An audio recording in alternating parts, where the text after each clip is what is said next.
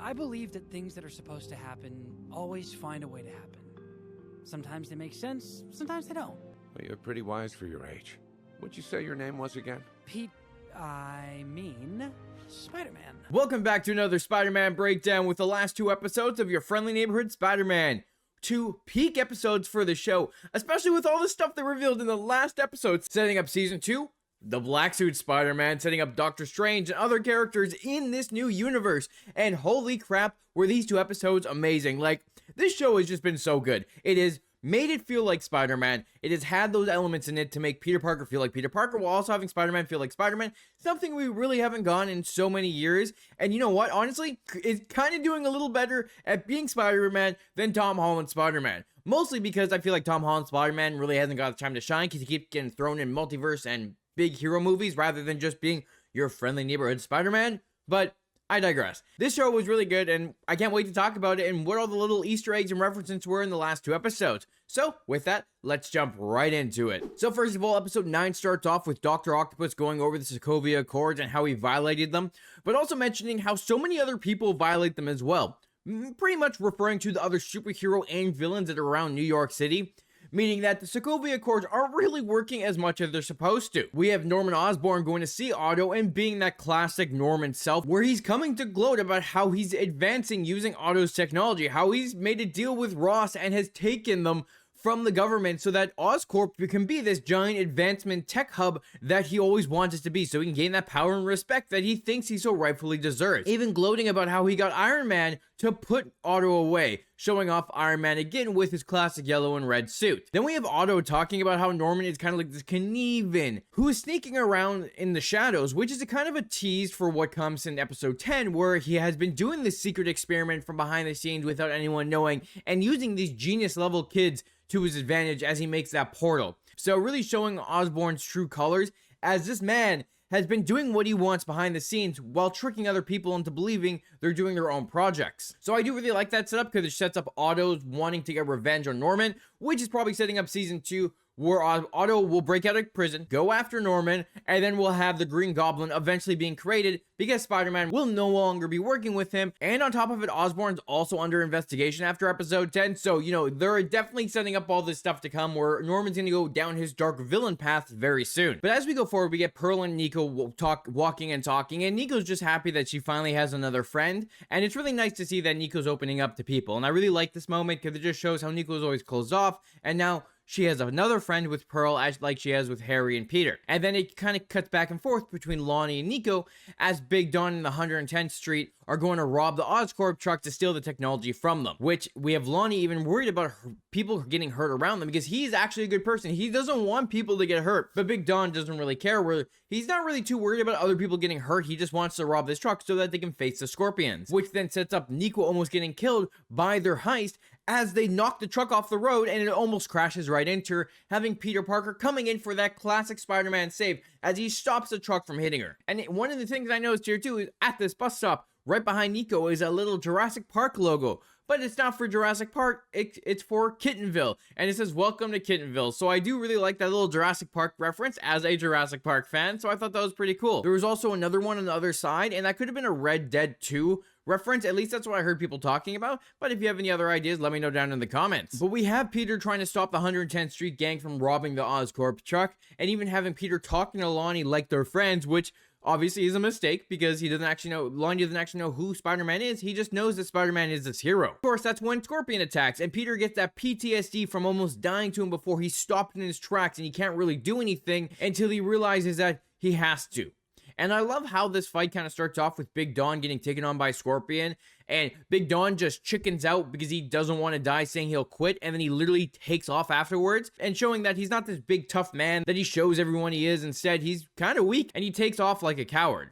Which then we have Lonnie, more worried about the gang than Big Don is, who he stands up and takes the stand, taking center stage in order to try to help his friends by taking on Camilla on his own with 2 knives. Luckily, Bulldozer comes in to save him, which then gives us that moment of Lonnie going to the truck to try to find some gear to level him up, which then he knocks over a canister which says DIOX3, which is a reference to the comic books because that's exactly how he gets his powers. In the comic books, it was an experimental plant preservative that gave Tombstone his enhanced strength, impervious skin, and lightning fast reflexes, which right here and then he gets his powers. And we see that once he comes in to help Peter, who's facing Scorpion, dodging all the attacks, not getting hit, having these really good moments of Peter learning from their last attack, making sure he doesn't get hit by the Scorpion's tail, until he gets distracted by Lonnie falling out of the truck, and he does get grabbed. But then we have Lonnie standing up, taking that hit for Peter, catching the Scorpion tail, showing that he's gotten the strength. And Peter even referenced if he's become a super soldier now, which is a reference to Captain America and the super soldier serum.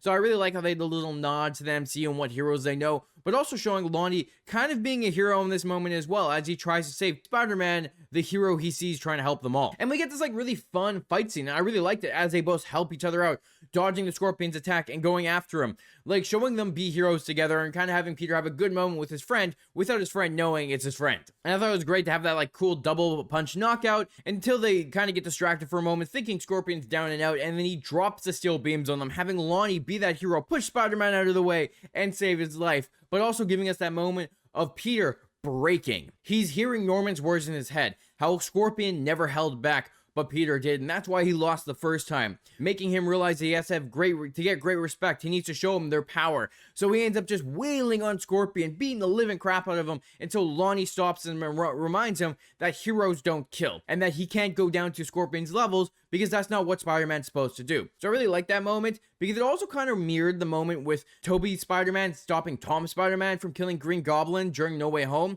Kind of this moment to show heroes who are really close to breaking. They're almost over the edge, but then you have another person coming in, stopping them, and making them remember who they're supposed to be, and make their hero moment that much more substantial. So I really like that fight, because it showed off Lonnie not being that bad. He might not be as evil, Tombstone, when we get to it. He might be like, you know, a mobster trying to do his own thing, and trying to, you know, still being a mobster, going after other gangs, doing all this stuff, but he's not going to hurt innocent people, and he's going to try to do jobs where the public risk is maybe a little less compared to some of the other gangs and mobs in the city. But then after that fight, it leads into like a really good moment with Nico, which I really like. How Nico tells Peter he's a hero. She sees her friend as this big hero, and he's the same one that saved her on the first day they met, who was just Peter Parker at the time with no superpowers. She sees how her friend has become this true hero, and I love that moment. It was so good. Especially how she talks about how Peter goes in to save others without worrying about his own safety.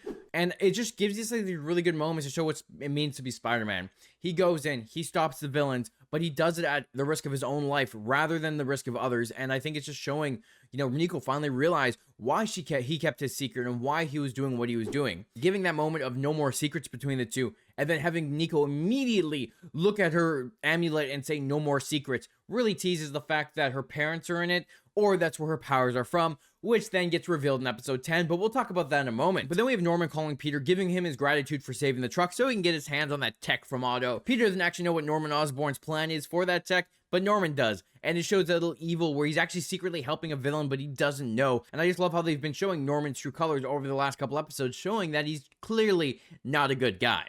But I do like how he says that Peter found the right path, and that heroes tend to stray sometimes from it, but they'll make the right choices, and they'll do the right thing. So, you know, Norman's still kind of being a good guy here, you know, making it look like Peter did make the right choice, which I think in the end of the day, Norman would have been perfectly fine with him taking out Scorpion, but he just didn't want to say it because that's not how you lead a superhero. But then that's when we get the big reveal with Norman and other scientists, how they've been using Peter's blood to experiment and make spiders. Just like how in the comics he wants to get Peter's blood to help with his goblin serum, we're here right now with Peter Parker's blood in Oscorp, which then shows us that same spider we saw in episode 1. And in this moment, I thought they were recreating it, but that wasn't the case when we got to episode 10. But again, we'll talk about that very soon because they're very close. But I thought that was really cool they set this up. Like, this episode had these really big reveals for like what was really going on, how it pertains to episode 1, and I loved how they did it. But let's move on to episode 10 because that's where the biggest reveals came, and also a lot of setup for season 2. First things first, when the episode starts off, we do have Peter being late to class.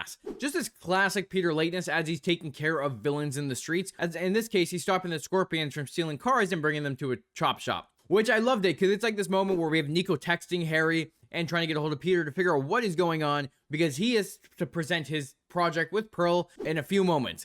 And I loved how Nico was the one that covers for him, stands up and offers to present first so that Peter had plenty of time to get there.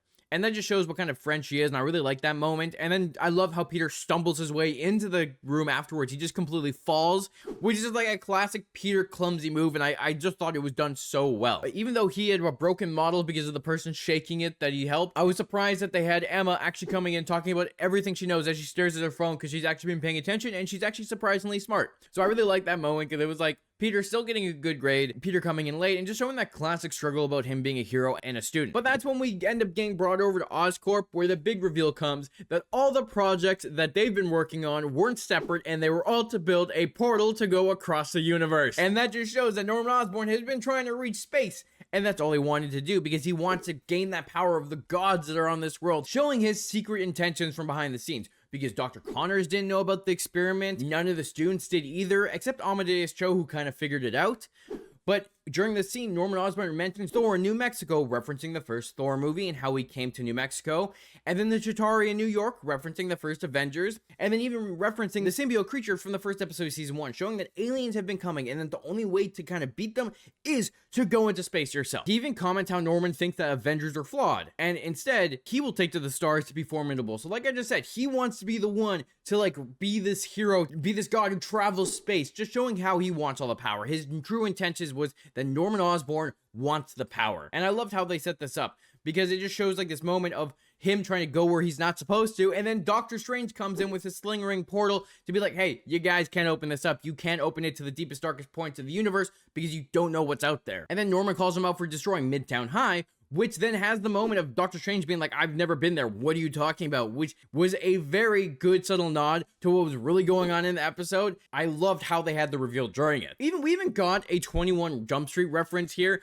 with how Doctor Strange is like, he's not going around secretly to schools and blowing them up. So that was a fun little reference to 21 Jump Street. But that's when we got to the best moment of the episode, where the portal opens up, and it's none other than the symbiote monster we saw in episode 1 coming through. And of course, Spider-Man comes in to help Doctor Strange, and Spider-Man gets knocked back by the symbiote, and we see that little spider that we saw in episode 1 sneak out because Peter crashed into his terrarium. And that was like setting up all this cool stuff. I'm like, oh my god, is someone else gonna get bit by the spider? Are we leading into like Miles Morales already coming in, even though I think it's too soon? I'm like, is that what's going on here as the spider escapes? But that's not what the case was, because we see Doctor Strange try to get the symbiote back into space, trying to get it out of there. And what ends up happening here is that he ends up opening a portal through time, which he falls through and goes back to Midtown in the first episode. So this is all a time loop. Spider-Man was created by a spider that was from Spider-Man's blood, which was only created because Peter became Spider-Man. So it's just an endless loop of he created himself somehow, and it's actually a really interesting way to do this. And of course, the spider being a spider actually from Oscorp is kind of a tie from the Spider-Man movies, like Andrew Garfield's Spider-Man, where he got bitten from a spider at Oscorp. And one of the fun moments during this whole section too was when this was going on, Doctor Strange trying to send the symbiote into the dark dimension, and Peter goes in with them, trying to knock him into it, showing the dark dimension, which is where Dormammu was, which we first saw in the first Doctor Strange movie. So nice little reference to that movie, and also just the dark dimension in general. But then we see that when they get back into the present day, we see that the symbiote is calling for more symbiotes, which means that this void in this darkness that's here is actually Clintar. They went to Clintar, the home planet of the symbiotes, where there's a bunch more. And after they're struggling to fight this thing and close the portal, a little piece of the symbiote falls through, which means that season 2 will have symbiote Spider-Man coming in, because at the end of the episode, we see that Osborn has gone a piece of it. So they're definitely setting up Venom coming in, and I can't wait to see how they portray that in season 2. But in general, that fight was awesome. I love seeing Peter work with Doctor Strange as they try to take on the symbiote monster, jumping all over the lab, struggling against it, and then eventually getting it through the portal. Having this just a really cool moment of him fighting this and setting up what's to come for season 2. But after everything, Oscorp is now under fire for having this failed experiment happen, and now they're going to be under investigation, which is just setting up Oscorp not being as up and up as it seems, and they're definitely a lot more shady than people realize. And I love how they set it up that Peter doesn't want to work at Oscorp anymore. He doesn't trust Norman after what he did. He lied to him. He didn't tell him the truth about creating this portal at outer space. And I love that he's finally realizing what's really going on about Oscorp and how it's kind of shady. Plus, I love Nico's kind of idea of how Harry should open up his own company. He can bring in the young minds together, which is setting up more characters coming in the next season. As Harry tries to make this new company, we're going to have new characters show up, which they did give us a bunch of names. We'll talk about it after we go over what happened next, which is when we have Peter realizing that Doctor Strange actually time traveled and he went to Midtown to see him, which shows that Peter realizing what's going on, even asking Doctor Strange if he can look into the future to see, what he should expect.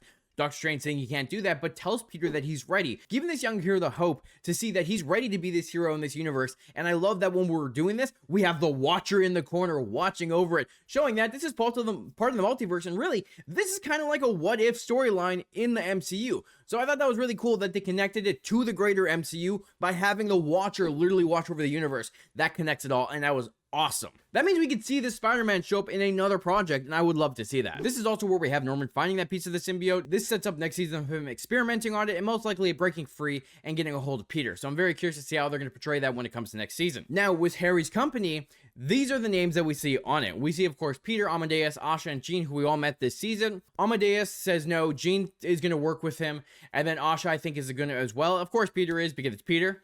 But then we see a bunch of other names. Now, there's a handful of names that are comic characters. They're people who have worked on the show. They're visual artists, comic artists, and all that, which I thought was cool.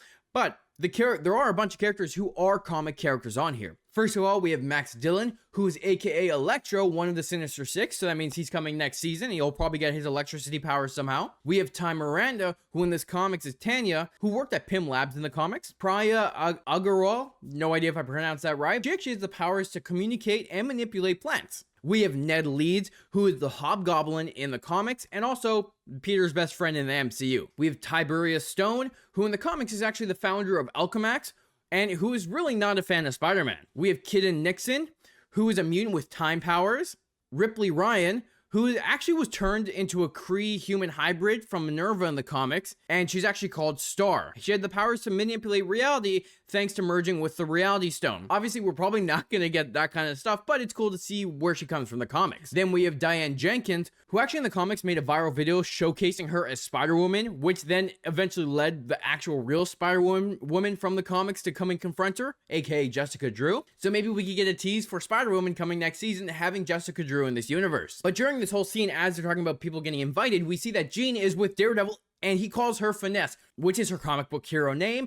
So that means this whole time, she was Finesse. She has been this hero, and like I said, back in the Daredevil episode, I suspected she worked with Daredevil, and I was right. Jean has been working with Daredevil. Daredevil has his own little sidekick, and it's cool to see that now she'll be working with Harry again to kind of just make sure that they're on the up and up and they're not doing anything shady. So that means we'll most likely get Daredevil next season once again, and I would love to see him interact with Spider-Man in a more friendly way, where they're working together and maybe not fighting each other. Then we have Lonnie starting to turn into the classic Tombstone as his hands have a little bit of discoloration on them, and he's also become the leader of the 110th Street after Big Don ran away, which shows that he's going to be the leader next season. He's going more into that gang lifestyle, and he also got rid of his Letterman jacket from the school, so he's fully embracing this new life. He lied to his parents about what he's actually doing, and now Lonnie's going to be the mobster we all know as Tombstone, and he's going to be great, and he's going to have his powers, and it's going to be insane when he comes face-to-face with Spider-Man, and I can't wait to see how Peter reacts to his new friend, changing it in a drastic way. Then we have Nico setting up a bunch of candles in her room, and using her magic powers and talking spells to release what was in her amulet. She says that it was her mom, so it looks like her mom might have been trapped in that amulet, either that or she's talking to her mom in the afterlife. However, it does confirm that she has her blood magic powers and that she'll be more magical in the next season. So it's great to see that Nico has actually had her powers this entire time. She's been keeping it a secret, and we finally get the reveal that her mom might be in her amulet. So very cool to see what's going on, and I can't wait to find out more about her next season as we dive deeper into maybe her becoming a hero as well, dealing with her blood magic and going more in the magic route. We cut to Otto in his cell, and he's been designing his mechanical arms to go on his back, so that's awesome. Setting up Dr. Ock becoming Dr. Octopus, so I can't wait to see that next season. And then we have Aunt May going to see Peter's father in jail. This was a big surprise because in the comics, Peter's family is dead. And in the comic as well, they work for S.H.I.E.L.D. So this could be like a tie-in to maybe his father did something shady and got thrown in jail, and they've been hiding it ever since, so that Peter doesn't know what's really going on with his father. So I'm very curious to see what they're going to set up with this part, because maybe it will dive into some of the spy S.H.I.E.L.D. stuff, or maybe it'll go down maybe a darker route in this universe. Clef showing up again as Spider-Man, swinging around the city, and we just have him being Spider-Man. It's an awesome moment of seeing him swing through the city, being your friendly neighborhood Spider-Man with that classic suit. And of course, that classic suit looks amazing. I know we didn't talk about it at the very start, but I wanted to talk about the very end. And I think it was fantastic to see Peter Parker in his red and blue suit after this whole season. We finally got it, and it couldn't look any better. Now, of course, because this is a show, he'll most likely get an upgraded suit next season, maybe a little bit slightly different design, but it'll be awesome if we see more of those different other classic suits as we go through this series. And as a Spider-Man fan, I love to see it. Now, after all this, they set up a bunch of stuff for season 2, which I can't wait for now. We have Harry's new company with all those different characters showing up, getting possible different heroes with different powers, and I can't wait to see what comes from that, who actually accepts it and who declines it. We have Norman getting the symbiote, which is definitely setting up him experimenting on it, and then maybe breaking free and getting a hold of Spider-Man, where we do get Black Suit Spider-Man next season at some point. Then we get Lonnie becoming the leader of the 110th and being properly the comic book accurate Tombstone. Nico getting her powers, of course, and you're probably going to be using them a lot more next season. And then Otto working on his mechanical arms and most likely breaking out of prison to go after Norman Osborn and face off against Spider-Man. But this was awesome. These last 2 episodes were just fantastic, giving us those great Spider-Man moments, setting up stuff from season 2, giving us Black Suit Spider-Man, well, setting up Black Suit Spider-Man, and I just can't wait to see what they do. They definitely cooked with the season. I was so worried about the animation. I just didn't trust it, but after watching the series, it grew on me. But I think the thing that carried it the most was the characters. The characters felt like what they were supposed to feel like. Spider-Man and Peter Parker resembled what they are in the comics and what it means to be Spider-Man, which was one of my favorite parts from the series. Plus, the quips were just so good. I loved it. And I can't wait to see the next seasons because I'm pretty sure they already announced for 2 more seasons at least. So I am excited. I can't wait to see what happens. And who else appears in it? It's Spider-Man. We're around New York. We're going to see other heroes and villains as he fights crime. And bees, that's Friendly Neighborhood Spider-Man. But let me know. What did you think of the final 2 episodes? What did you think of the season as a whole? And were there any other Easter eggs and references you noticed in these 2 episodes that I didn't talk about? We'll discuss in the comments down below. Thanks for watching. If you liked it, don't forget the like and subscribe button. It helps out the channel a lot, and you get to stay up to date with all my Marvel and DC breakdowns. If you haven't seen it yet, if you've seen Captain America Brave New World, I do have a breakdown already out for that movie, so make sure you check that out. I'll have a link at the end of this video. Thanks again, and I'll talk to you later when it's time to watch more Marvel and DC content.